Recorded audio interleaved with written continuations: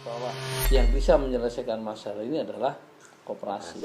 Cuma sayangnya pada tidak sadar, maka belum ada di Kebumen ini koperasi yang bisa dibanggakan secara keseluruhan.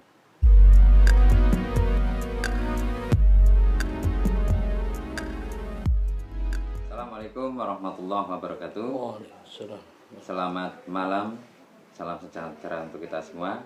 Alhamdulillah pada kesempatan kali ini masih bersama Japo TV, dan kali ini sudah bersama kami beliau Bapak Mundir Hasan. Saya lanjutkan sarjana pendidikan Magister Ekonomi Syariah.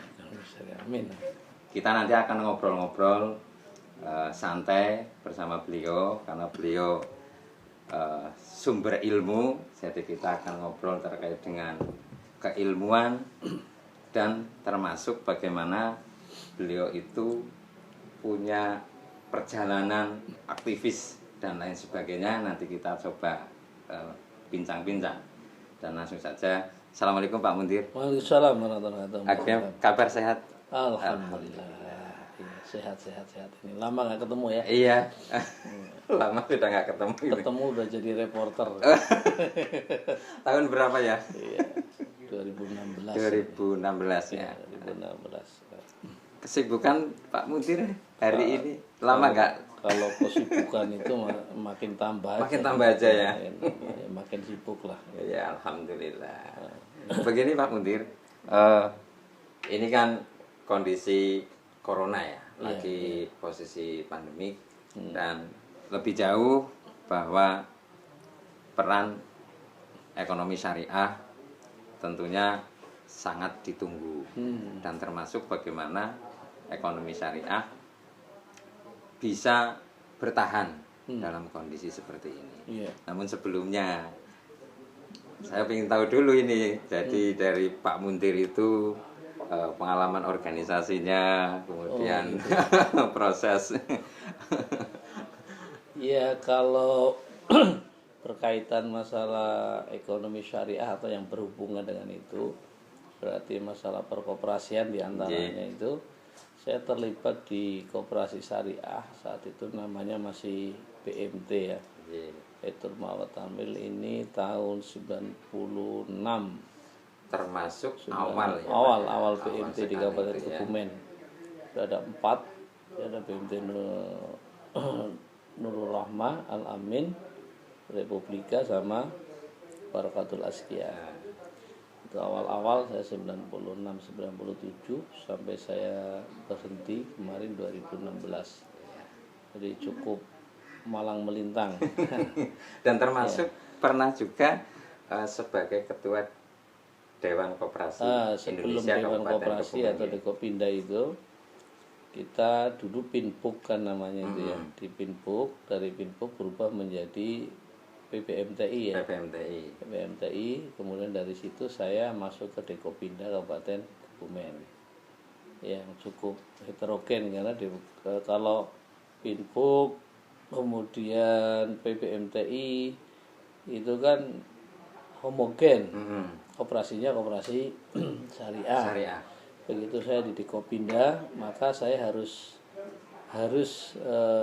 melakukan pembinaan, karena fungsi Dekopinda diantaranya pendidikan dan pembinaan terhadap koperasi itu, baik yang syariah maupun yang non syariah. Konvensional itu ya. Iya, itu. Jadi di situ saya benar-benar ditantang ya.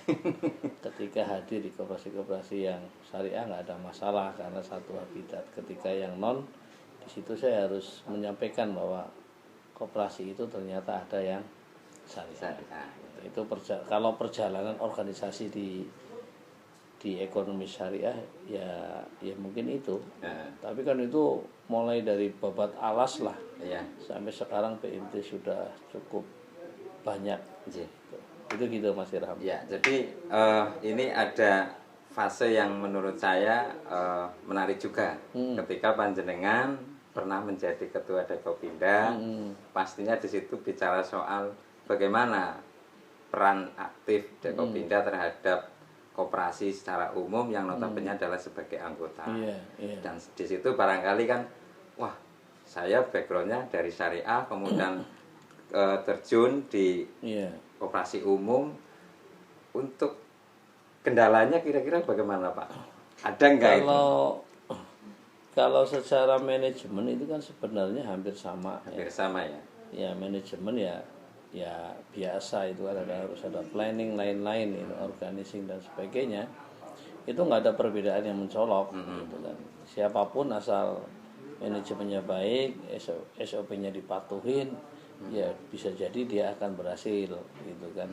Meskipun dia syariah, kalau kemudian manajemennya nggak benar, terus SOP-nya dilanggar, ya tidak ada jaminan syariah itu akan lebih baik. Gitu ya. Nah, sehingga saya merasa ketika saya di Kopinda itu yang saya bangun dan merupakan keinginan besar saya adalah membangun ruh di dalam berkoperasi, gitu, membangun ruh ya.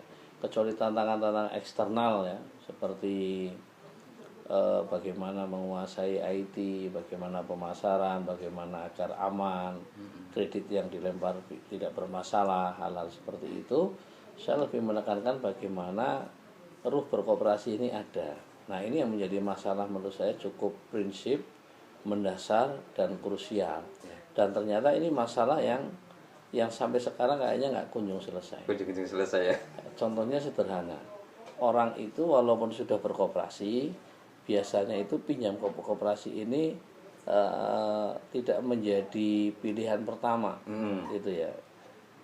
Bisa dia terserah di koperasi mana. Dia biasanya pinjamnya ya, walaupun dia sudah jadi anggota koperasi, dia pinjamnya di bank, tidak di koperasi. Tapi kalau di bank ini sudah, atau di bank ini dia ditolak, baru ke koperasi. Nah, ini yang terjadi gitu ya. Jadi itu baru hal yang sederhana. Belum kalau kita bicara ruh yang mendalam sebagai prinsip koperasi dari oleh untuk anggota. Nah, ini lebih parah lagi kalau kita ngoncetin sampai sejauh itu. Karena ternyata banyak koperasi-koperasi yang sifatnya hanya orang berkoperasi itu karena formalitas, dia menjadi karyawan maka harus ikut koperasi, begitu, sehingga ruhnya tidak ada.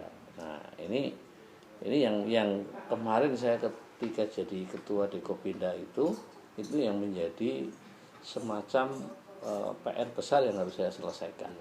Jadi bagaimana ruh berkoperasi. Karena kalau orang ini berkoperasi tanpa ruh, berarti dia nggak ada jiwa, nggak ada jiwa berkoperasi, berarti di situ dia ini semacam terjerembab kepada yang namanya pragmatisme saja. Pragmatisme berarti apa ya, dia hanya berpikir apa yang bisa saya dapatkan dari koperasi, tapi tidak pernah berpikir apa yang bisa saya berikan untuk koperasi. Nah, inilah pragmatisme. Pragmatisme itu terjadi karena tidak ada yang namanya penjiwaan terhadap koperasi itu sendiri. Padahal sebenarnya kalau orang ini tanpa melihat syariah dan non syariah itu sudah pada level manajemennya, ketika orang ini benar-benar berkoperasi, ini luar biasa, kekuatan yang luar biasa. Ya, kooperasi kan artinya bekerja sama, begitu kan. Nah, ini kalau mereka ini bisa bekerja sama, ini luar biasa. Bayangin aja orang berhimpun 100 sampai 300 orang memiliki tujuan yang sama, ini kan semangat yang sama, itu kan sesuatu hal yang kekuatan yang dahsyat ya.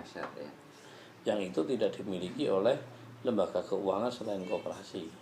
Contoh bank, ya orang datang ke kantor bank itu ya karena butuh baik nabung maupun pinjam, tapi bank itu tidak menjadi miliknya. Tapi ketika koperasi, orang ikut koperasi mestinya dia adalah menjadi pemilik koperasi itu sendiri karena dia sebagai anggota.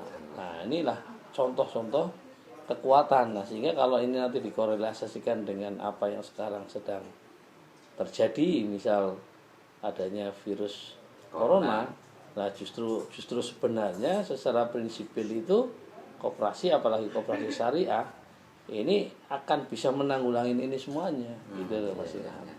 Justru tantangan ini sekaligus merupakan ladang untuk menjawab bahwa yang bisa menyelesaikan masalah ini adalah koperasi. Bayangin ketika bank misal bank itu kan modalnya berapa persen milik taruhlah milik founder, milik pendiri, yang lain dana pihak ketiga. Tapi kalau koperasi kan seluruh dana itu milik anggota. Prinsipnya begitu ya, walau praktek udah beda lagi lah. Jadi kalau misal ada koperasi asetnya sampai 10 miliar, ya ini milik anggota. Tapi kalau bank ada berapa triliun, itu bisa jadi milik pihak ketiga. Karena pada prinsipnya kalau koperasi itu kan yang bisa nabung, bisa pinjem, ya anggota. Nah, ketika terjadi permasalahan seperti ini, ya tinggal bagaimana anggota menyikapinya. Disitulah dibutuhkan harus saling tolong menolong. Gitu. Nah, di sini kemudian prinsip-prinsip koperasi itu yang akan bisa menjawab tantangan yang sekarang terjadi. Iya. Sebelum kita bagaimana nanti membahas tentang peran dan kemudian bagaimana koperasi mau menghadapi pandemik ini, secara kelembagaan tadi ada Dewan Koperasi Dekopinda ya.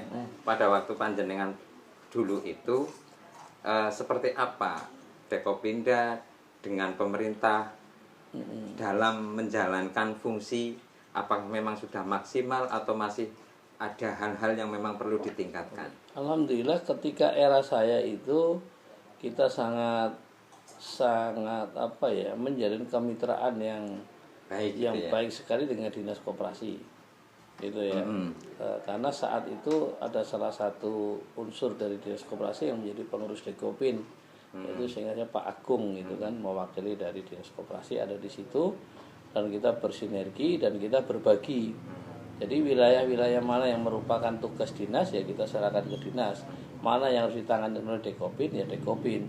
Bahkan kadang-kadang ada program dari dinas yang harus dilakukan oleh Dekopin gitu. Sehingga sinergitas ini sangat terjalin dengan baik ketika era saya itu luar biasa. Dan ketika pada saat dilakukannya yang namanya kerjasama mitra yang baik, itu terkesan justru yang dimunculkan itu apa ini Dekopinda yang dompleng di dinas, apa dinas yang dompleng di Dekopinda gitu. Ya itu kan sebenarnya menunjukkan bahwa sebenarnya kalau kita berpikiran positif, menunjukkan bahwa antara dinas dan Dekopin ini sama saja. Begitu saking dekatnya, saking eratnya menjadikan orang ini susah untuk membedakan. Ini sebenarnya apa karena orangnya beda, orangnya sama. Iya, orangnya sama, cuma fungsinya berbeda. Berbeda. Kadang dia berperan sebagai Dekopin, kadang berperan sebagai orang dinas, misal begitu kan. Nah, ini justru menurut saya kalau melihatnya secara positif, itu suatu bukti bahwa ternyata antara Dekopin dan dinas ini susah dibedakan. Ya. Kenapa? Itu tadi karena berjalan beriringan gitu ya. Sehingga insan koperasi ini melihatnya ya sama saja. Kalau menurut menurut tugas dan fungsinya, apakah ini memang hal yang harus seperti itu? Kalau ini antara, tidak, ya beda, tetap beda ya. Koperasi sama dinas koperasi. Ada yang beririsan, tetapi ya banyak yang jelas berbeda. Karena kalau dinas itu kan secara struktural ya, mereka yang mengeluarkan SK, otomatis mereka mengeluarkan SK kan bertanggung jawab terhadap SK yang mereka tanda tangani sendiri. Koperasi misal ini mau buka koperasi kan izinnya ke dinas, bukan ke Dewan. Nah, ke Dekopinda begitu kan. Tapi Dekopinda paling tidak dimintai semacam rekomendasi atau rekomendasi terlalu tinggi ya, dimintai keterangan lah tentang koperasi ini itu begitu. Sehingga nanti kita ini tahu. Tapi tetap kewenangan mengeluarkan surat keputusan atau apapun ini ada di dinas begitu. Saya pernah membaca lah salah satu fungsinya adalah mengadvokasi. Barangkali pada waktu itu dari Pak Muntir pada kepengurusannya pernah mengadvokasi. Sudah seperti apa itu Pak advokasi? Ada dulu advokasi yang saya lakukan itu adalah ketika pergerakan koperasi ini mengalami permasalahan berkaitan dengan, masih ingat saya, masalah pajak. Masalah pajak kan? Ya, masalah pajak. Di antaranya itu kita advokasinya bagaimana? Kita coba untuk komunikasikan dengan apa dinas ya, dinas pajak atau apa namanya itu Pak, yang ada di Arum Minang itu. Jadi kita komunikasikan keberatan yang dialami oleh koperasi, misal pajaknya sampai sekian bisa dan sebagainya. Nah ini kita benar-benar advokasi, kita dampingin, kita komunikasikan kenapa harus sekian dan sebagainya, sehingga muncul beberapa koperasi ini mendapatkan ternyata dan sebagainya, sehingga mendapatkan bukan kemudian keringanan, tapi kemudian ada hal-hal yang memang tidak harus terkena pajak misal begitu. Nah itu yang kita advokasi di antaranya itu. Gitu ya. Dan kita juga pada saat di Dekopinda yang memiliki, saya lupa kodenya bagaimana lah, koperasi yang baik, koperasi yang ya ibaratnya lampu merah, lampu kuning, lampu hijau. Nah ini kita punya peta tentang itu. Kalau yang kuning bagaimana jadi hijau, yang merah ya bagaimana menjadi kuning. Nah, ini kita lakukan, dan kadang-kadang kita mediasi juga beberapa kali kita lakukan pelatihan ya untuk meningkatkan sumber daya insan koperasi. Itu begitu. Kalau tadi sudah digambarkan bagaimana Dekopinda menjadi mitra pemerintah dalam hal ini untuk mengembangkan koperasi atau koperasi-koperasi yang ada baik konvensional maupun syariah, dan tentunya itu akan melihat pada posisi sekarang Pak.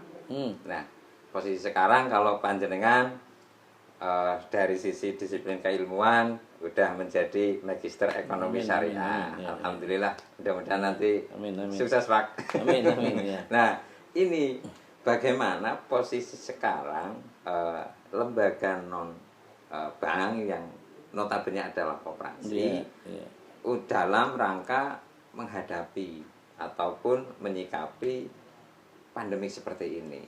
Nah, barangkali dari sisi syariah, kemudian dari sisi secara umum koperasi, panjenengan selaku magister ataupun sudah punya akademisi dari ekonomi syariah. Nah, ini seperti apa Pak kira-kira Pak? Jadi begini, ya ini test case atau ujian bagi lembaga keuangan syariah ya. Karena yang digembar-gemborkan atau yang menjadi semacam produk unggulan itu kan bagi hasil. Orang tahunya kan bedanya syariah dengan non syariah bagi hasil. Nah sekarang ini syariah ini semacam ditanyakan atau diuji. Nek sampean ngomong bagi hasil, aku kena corona usahanya lagi drop. Nah, rugi. Otomatis ayo dong berbagi kerugian. Nah disinilah syariah itu diuji. Sehingga kalau produk-produk dari keuangan syariah itu memang berbasis atau memang persentase terbesarnya bagi hasil, otomatis di sini masyarakat sebagai mitra dari lembaga keuangan syariah ya nyaman-nyaman aja, nggak ada masalah. Loh, kepriwe kowe kerja sama karo kan bagi hasil. Otomatis karena kondisi seperti ini lembaga keuangan syariah juga memahami kondisi. Ya harus jangan hanya mau menanggung untungnya saja dong. Ketika rugi kondisi begini ya mau. Nah disinilah makanya saya katakan ini adalah kesempatan emas bagi lembaga keuangan syariah membuktikan dirinya memang berbeda dengan yang non syariah. Nah cuma para pegiat ekonomi syariah ini paham tidak. Ketika dia ini terjebak paradigma yang sama, waduh aku ya mumet ya, pendapatan turun ya ini memang harusnya begitu. Cuma pertanyaannya kan kembali, apakah produk lembaga keuangan syariah ini khususnya pembiayaan ini yang dilempar itu kebanyakan berbasis bagi hasil atau tidak? Ya kalau kemudian tidak kan punya keabsahan, wong ini bukan bagi hasil kok. Ini seperti halnya kalau akadnya ya akad mudharabah sama murabahah gitu kan. Mungkin murabahah masa nyeluk merugi kan orang bisa. Nah, sehingga pertanyaannya adalah kemudian tadi maka keadilan di dalam masyarakat yang diharapkan adalah konsep bagi hasil tadi. Meskipun saya paham sekali untuk menerapkan konsep bagi hasil itu tidak sederhana atau tidak mudah. Ada kesiapan lembaga, belum tentu mitra itu juga siap dengan manajemen yang dituntut oleh lembaga. Tapi secara konseptual ekonomi syariah ini adalah momen yang paling baik. untuk membuktikan gitu iya, membuktikan konsep Islamnya itu benar, konsep syariahnya itu benar. Maka pada saat 94, 95 atau tahun 90-an itu, ketika semua bank itu mengalami kerugian karena krisis, bank muamalah tidak, gitu loh. termasuk basis UMKM-nya Iya, juga bisa bertahan. basis UMKM-nya bisa bertahan dan juga BMT tidak. Itu karena menggunakan konsep tadi. Tapi kalau konsepnya sama dengan koperasi yang non syariah, ya akan terdampak yang sama. Begitu. Oke, kalau tadi sudah dijelaskan bagaimana posisi lembaganya. Nah, sekarang bagi anggotanya yang pelakunya UMKM. Nah, saat ini katakan krisisnya itu bukan hanya krisis ekonomi, yang ada krisis sosial dan ada krisis kesehatan ya. Dan yang sangat terasa ketika itu terjadi adalah UMKM. Nah, saat ini kan UMKM sangat terpengaruh dengan kondisi seperti ini. Nah, kira-kira bagaimana untuk bisa bertahan? Kalau tadi sudah ngomong masalah lembaganya, nah sekarang anggotanya. Gini ya, jadi kalau kita bicara, saya nggak akan bicara muluk-muluk lah. Jadi pengalaman saya pribadi gini, pengalaman saya pribadi saja. Jadi UMKM ini kan kita orientasinya kan usaha-usaha yang kecil lah ya. Kalau saya juga sangat kecil. Saya kemarin Sya'ban, berarti akhir Sya'ban ini galau juga sebenarnya pikirannya. Ini Ramadan bisnis apa ya, itu kan nggak punya modal besar. Nggak berani pak gitu ya. Beralih jenis atau? Ya, artinya kan lagi corona, Ramadan, ini bisnis apa? Nah tiba-tiba teman saya bilang, oh ini bagus nih kalau untuk tempat untuk jualan degan gitu kan, kelapa muda di sini bagus ini. Nah, saya analisa, saya jalankan. Ternyata sampai hari ini ya saya nggak merasakan dampak secara ekonomi drastis banget, nggak. Aku merasa cash flow-nya malah baik-baik saja gitu kan. Nah artinya apa? Ya saya hanya membuktikan diri saya lah ya, cash flow-nya baik ya, walaupun seberapapun ada uang yang bisa saya misal simpan dikit-dikit. Nah saya juga, sehingga pertanyaan tadi itu justru kalau untuk pengusaha kecil itu malah mestinya itu kalau ada sedikit kreativitas, tahu yang bisa diambil ya. Kalau total dampak itu, kalau usaha kecil kan misal begini, kalau usaha besar kan berpikir sekarang ini karyawannya akeh, mau bayar ke priwe, nek di PHK kudunya nguni, nek ora ben setu kudu gajian, padahal cash flow-nya jelek. Ini perusahaan-perusahaan pada pusing. Tapi kalau UMKM kan ya cuma dirinya sendiri atau dengan beberapa orang. Ya memang terdampak semuanya, tapi itu tadi ketika kita bisa melakukan pilihan-pilihan, ternyata ada saran juga. Termasuk Pak Muntir itu ketika posisi corona mulai, kemudian mengevaluasi apa yang mau dilakukan, tapi sebelumnya sudah degan belum Pak? Iya belum. Saya tadinya kan yang agak ramai karena corona kan jahe katanya kan. Saya masuk ke situ, ada orderan beberapa ya lumayan banyak lah. Setelah itu terus, oh iya ini mau Ramadan, ada masuk ini, cobalah saya tekan gimana. Nah ternyata secara keuntungan itu prosentase untuk tekan juga sangat tinggi.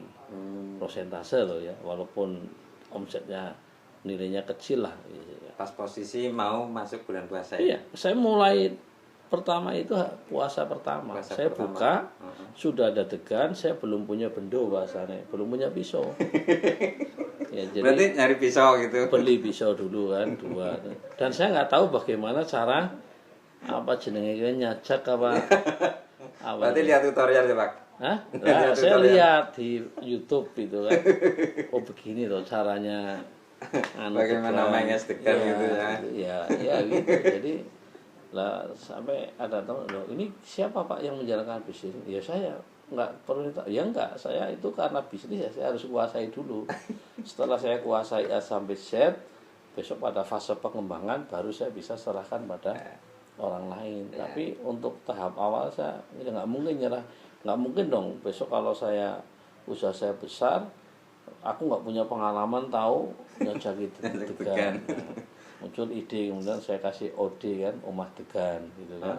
Saya posting terus itu, alhamdulillah pernah ada pesanan 50 cup, itu saya beli shell cup itu, terus ada pesanan 50 degan sudah dibuka begitu, terus begitu ya. Termasuk panjenengan itu Pak Mudir itu menjalankan usaha UMKM atau sifatnya ya UMKM ini degan itu dari sisi promosi memang benar-benar mengandalkan online gitu ya. Online saya ya bayangin aja di perempatan seperti ini jalan ditutup coba.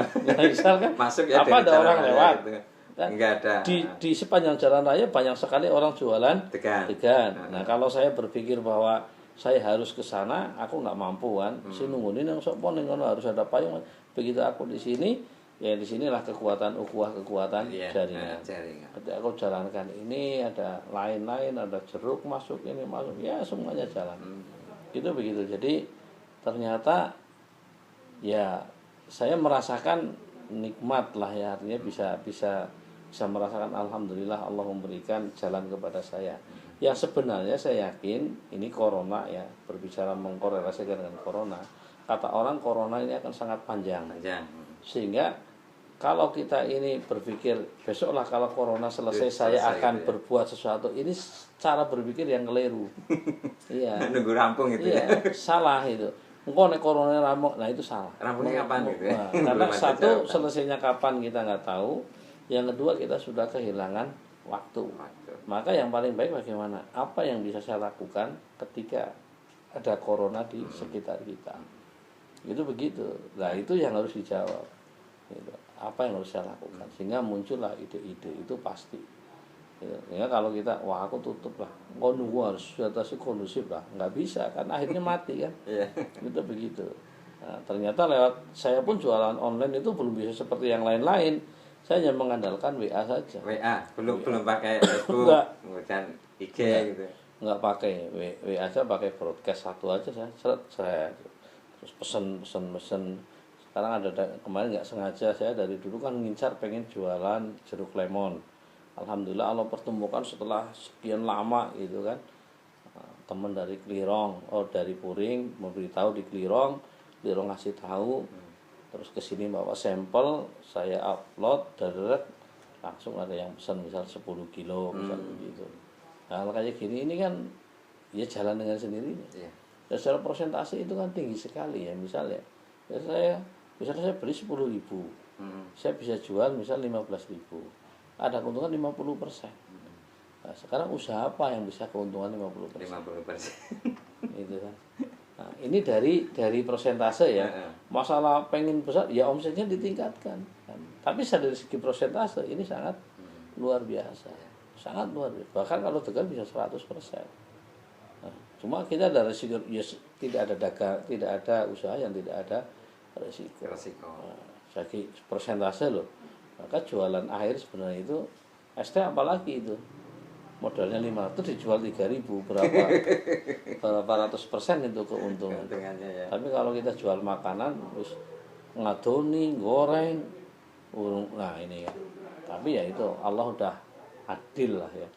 Nah, sehingga itu tadi jadi UMKM ya jangan kemudian kita kawit gemen kayak ya kita harus ada tantangan baru ya kita jawab dengan cara yang berbeda.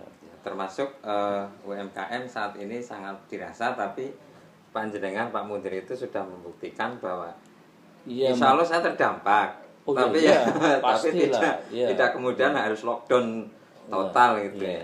Saya merasakan ya alhamdulillah jalan gitu aja sih. Saya juga seperti ini. Kadang-kadang orang jaga kan, Pak degan mulungnya masih masih ya tapi buatin nyantai aja sambil nungguin temen-temen itu kan ini nah itu kan gitu. Dan ini kan gini Pak Mudir, jadi kalau tadi disampaikan jenengan itu corona ini selesainya kapan kan nggak ada ukurannya. Jadi entah sampai kapan. Nah kemudian untuk kedepannya itu bagaimana, baik yang posisinya dalam kelembagaan koperasi dan posisinya sebagai anggota koperasi misal di usaha UMKM untuk bisa menjaga keberlangsungan ini, karena corona tidak ada ujungnya yang jelas kapan dan selesai itu bagaimana Pak kira-kira Jadi gini, kalau itu lembaganya koperasi, maka harus dibangun militansi berkoperasi. Itu dari oleh untuk anggota ini harus dibangun gitu loh. Ketika militansi ini kemudian terbentuk, maka sebenarnya ini mudah untuk memberikan usaha apapun ketika anggota kan nggak mungkin usahanya sama nih. Iya, Iya kan, pastilah beda-beda. Nah, fungsi daripada koperasi itu kemudian bagaimana mengatur apa, distribusi. Oh ya, ini musim corona kayak gini ini kan yang tidak bisa dihindari kan kebutuhan pokok. Iya. Iya kan, kebutuhan pokok. Nah sekarang bagaimana bisa saling menopang kebutuhan tadi gitu kan. Oh ini punya beras, oh ini punya ini punya ini. Tugasnya koperasi adalah menginventarisir tadi, dan kemudian coba untuk ditawarkan kepada anggota koperasi memfasilitasi. Itu loh Mas. Iya. Nah sehingga, nah kalau militansi ini sudah ada, ya fungsi koperasi hanya tadi itu, menjembatani tadi. Gitu, iya. Ya. Oh ini punya usaha ini. Oh ini buka puasa, oh ini punya usaha fried chicken, cobalah ditawarin kepada anggota yang lain dan sebagainya. Itu pasti jalan, tidak mungkin tidak. Saya bukan orang yang berkecimpung di dunia beras ya, tapi sampai lihat di rumah saya ada beras itu ya, 1, tonan lah. Ini bagaimana? Loh, besok kan ada yang namanya zakat fitrah. Nah, saya ketua forum komunikasi masjid dan musola. Nah peran-peran kayak gini loh yang kemudian ya saya nggak tahu besok ada yang beli atau tidak, tapi saya harus berani, gitu loh. Yeah. Saya harus berani. Oke lah ini ambil, saya tawarin. Oh iya Pak, saya pesan Pak, ini zakat untuk keluarga saya ada berapa? 4 jiwa. Baiknya berapa? Nah kalau menurut Depak beras ini 2,75, kalau beras rasa relay atau menteri ini 2,8 gitu kan. Tapi kalau ingin selamat, genapkan menjadi 3 kilo. Misal gitu kan. Oh ya saya pesan 4, berarti 12 kilo. Nah kalau seperti itu aja teman-teman kita bisa ke kita. Ada 5 aja, 4 kali 5 sudah 20. Nah itu kan 20 jiwa. 20 jiwa kali 3 kilo. Kan sudah 60, hampir 1 kintal. Itu loh Mas. Ya jalan gitu. Jalan ya. Ya saya nggak tahu ini bagaimana. Tapi begitu ngobrol, ya udah tak lihat. Ini juga tak. Oh ya ini pengurus takmir ini, saya pengirimin. Yang takmir saja. Kalau butuh beras kita siapin, silakan. Nanti mungkin bisa kita antar. Oh siapa ini? Begitu. Ya. Kalau tadi disampaikan terkait dengan bagaimana peran lembaga keuangan non bank seperti halnya koperasi kepada anggotanya, memediasi, mengatur ya bagaimana distribusi bagi yang UMKM dan termasuk disampaikan tadi bagaimana peran sosialnya. Peran sosialnya juga harus jalan begitu ya Pak ya. Oh iya. Justru kalau kita kembali kepada filosofi baitul mal. Kan malnya di depan, baru tampil. Mal itu apa? Mal itu ngelola dana sosial, zakat, infak, sedekah, wakaf, siswa bahasanya. Terus baru tampilnya ini kan bisnis. Filosofinya adalah bisnis akan besar ketika ditopang dengan kerja-kerja sosial. Jangan dibalik. CSR itu kan kebalik. CSR itu aku gede, ada baru sisa untuk CSR-nya gede. Nah, gitu. Konsep baitul mal itu tidak begitu. Kalau Anda pengen besar, usaha Anda ingin besar, kerja sosialnya harus bagus dulu. Malnya besar. Nah konsep PMT kan kebalik-balik gitu kan. Nah, iya kan. Makanya ketika saya masih aktif kan, yang tidak ada baitul malnya kita likuidasi kan dulu begitu kan.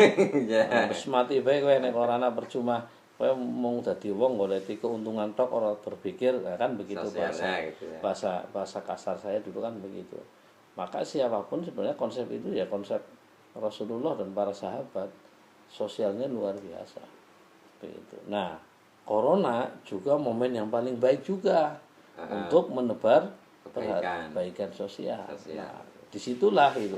Dan nggak mungkin orang berbuat baik sosial ini kemudian akan menjadi miskin, kan rumusnya nggak ada.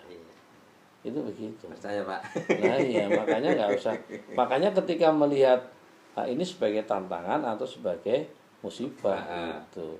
Kalau ini sebagai musibah ya selesai lah. Tapi kalau sebagai tantangan baru, pasti akan muncul ide-ide terus begitu.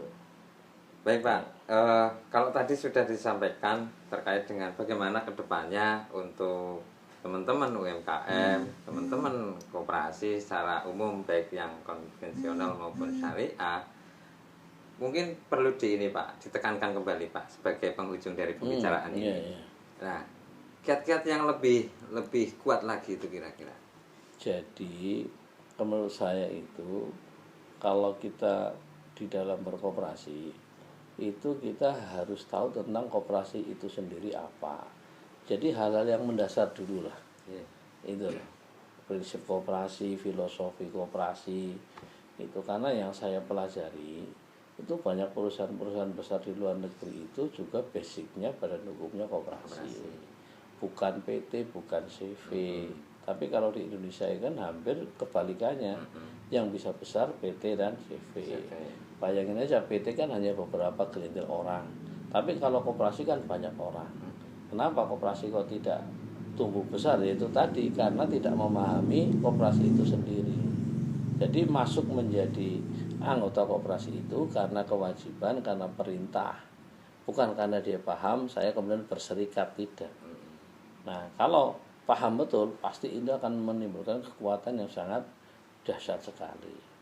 Ini yang saya gembur-gemburkan ketika saya di Kopinda, baik di KPRI atau dimanapun. Saya sampai bilang, Karanggaya misal, Anda punya pegawai negeri berapa?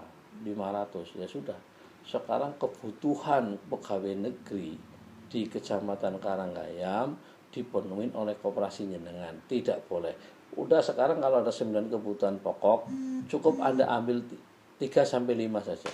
Beras, minyak, ini harus beli di koperasi. Koperasi Anda nggak bakalan mati. Itu begitu. Dan sekarang kayaknya dari masing-masing PKPRI itu sudah punya toko semua Pak. Nah itu kan beberapa saya hadir kan kita dorong. Nah justru disinilah kita harus, PKPRI cukup bagus lah ya dalam hal mereka ini membuat militansi. Militansi ini kan bisa dengan kesadaran, bisa dengan paksaan. Itu iya kesadaran dipaksa itu dulu. Iya dipaksa, yang penting gue belanja. Begitu dapat gaji potong sekian, harus belanja. Nah, sehingga tokonya, nah kalau sudah merasakan manfaatnya, oh baru sadar. Itu begitu. Nah begitu di dalam kita berkoperasi, maka sebenarnya kalau kita mau besar ya lewat koperasi. Itu. Nah cuma yang jadi masalah, koperasi ini pasti akan bertentangan dengan paham kapitalis. Kapitalis kan 1-2 orang ya menguasai. Kalau koperasi kan tidak bisa. 10 orang ya suaranya 10. Tapi kalau saham 51 akan menguasai, yang 49 nggak dianggap. Gitu. 49 orang miliknya 49 orang. 51% milik 1 orang, maka yang menang 1 orang. Itulah PT. Tapi kalau koperasi, Anda punya uang walaupun 1M di koperasi, saya hanya punya misal sebagai anggota atau 10.000, tapi sah, suara sampean sama saya sama. Itulah hebatnya koperasi. Nah keunggulan ini yang tidak disadari oleh insan koperasi. Oh, sekarang kalau udah kapitalis PT 51%, loh Anda mau 49 orang, bukan hanya 40 lah. Misal PT itu pemilik sahamnya 500 orang nih, 499 orang menguasai saham 49%. Mundir Hasan 1 orang menguasai 51%. Voting nggak akan pernah kalah saya. Walaupun berhadapan dengan 499 orang. Nah, yang kayak gini pastilah tidak sesuai dengan yang kita harapkan. Itu masalah. Maka sebenarnya lembaga keuangan yang menurut saya itu sesuai, baik Union Syariah maupun yang lain-lain, adalah koperasi tadi. Cuma sayangnya pada tidak sadar, tidak paham. Maka belum ada di Kebumen ini koperasi yang bisa dibanggakan secara keseluruhan. Begitu. Baik, terima kasih Pak Mundir. Ya, dan demikian untuk bincang-bincang kali ini dengan beliau Pak Mundir. Mudah-mudahan ada manfaatnya. Sampai ketemu di lain kesempatan. Terima kasih Pak Mundir. Mohon maaf atas segala kekurangannya. Saya akhiri. Assalamualaikum warahmatullahi wabarakatuh. Waalaikumsalam.